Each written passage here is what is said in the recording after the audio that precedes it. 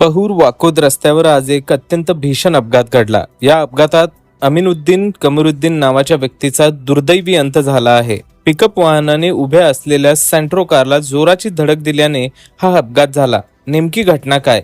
मिळालेल्या माहितीनुसार अमीनुद्दीन कमरुद्दीन हे आपल्या सेंट्रो गाडीने जात असताना रस्त्याच्या एका बाजूला गाडी उभी करून थांबले होते। याच दरम्यान पाठीमागून येणाऱ्या एका भरधाव पिकअप वाहनाने उभ्या असलेल्या सेंट्रो गाडीला जोरदार धडक दिली।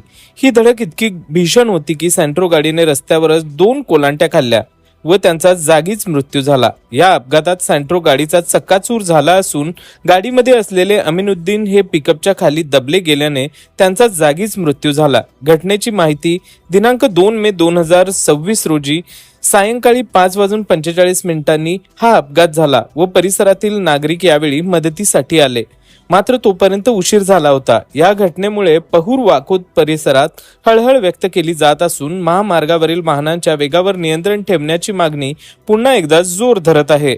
पोलिसांनी घटनेचा पंचनामा केला असून पुढील तपास सुरू आहे।